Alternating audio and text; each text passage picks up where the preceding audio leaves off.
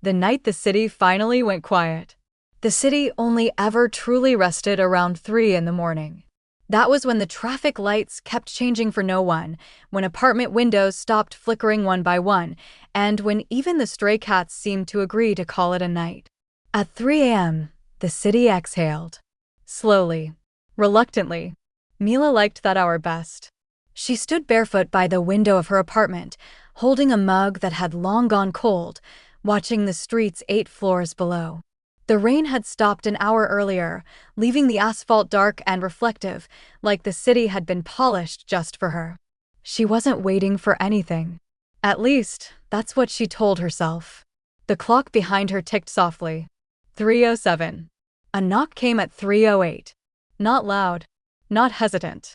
Just 3 calm, deliberate taps, like whoever stood behind the door already knew she'd open it. Mila didn't rush.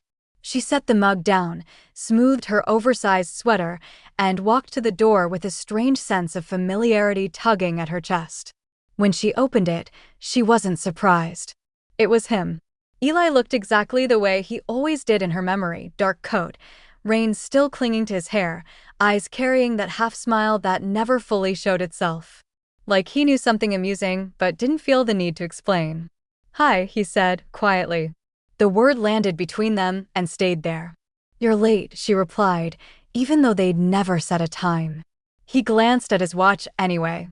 "I got held up by thoughts I probably should have ignored." She stepped aside without another word. The apartment felt different once he was inside. Smaller. Warmer. As if the air had decided to pay attention. He took off his coat and hung it neatly, like he'd done this 100 times before, even though he hadn't been there in over a year.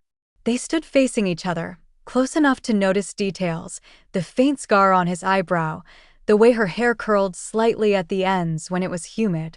Neither reached out. Some moments didn't like being rushed. "Tea?" she asked. "Only if it's the kind that pretends it'll help you sleep but never really does." She smiled. "I have exactly that." They sat on opposite ends of the couch, mugs steaming between their hands. Outside, a distant siren wailed and faded, like a reminder of a world that kept moving whether you wanted it to or not. "I didn't think you'd come," Mila said finally. "I didn't think you'd invite me," Eli replied. They both laughed softly at that, the tension easing just enough to breathe. Silence followed, but not the awkward kind. The comfortable, shared kind. The kind you earn. "I've been dreaming about this place," he said, looking around. "Not the apartment. The feeling." Mila leaned back, tucking her feet under herself. "Funny. I stopped dreaming about it. I just remembered." He turned toward her then, really looking. "Do you ever miss it?" She didn't answer right away. Outside, a bus rumbled by, empty and glowing like a moving aquarium. "I miss who I was," she said. "With you." That did it. The space between them shifted, subtle but undeniable. Eli moved closer, not touching, just close enough that warmth crossed the gap. "I miss who I was too. Turns out, he only shows up when you're around." Her heartbeat picked up, steady but louder now.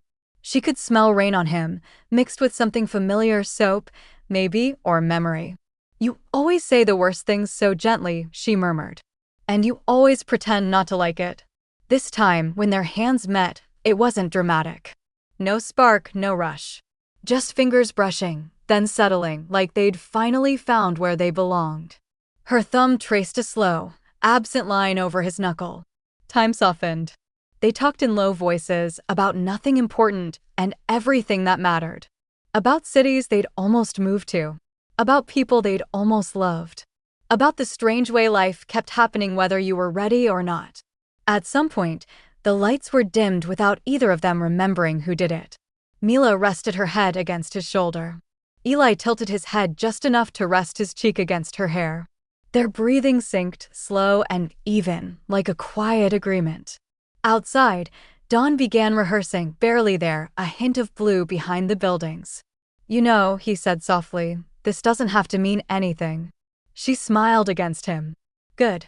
I was hoping it would just be this." They stayed like that, suspended between night and morning, between what was and what might be. No promises. No regret. Just warmth, shared in the quietest hour of the city. When sleep finally came, it didn't rush them either. It simply arrived, gentle and certain, like it always had. And for once, the city stayed quiet long enough to let them rest.